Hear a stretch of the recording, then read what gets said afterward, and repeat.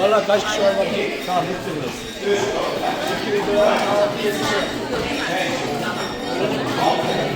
2 alt katta. Şeyden merdivenler. Oradan hemen şeye inip. Soldan merdivene inip. Basket sahasında karşıya geçip.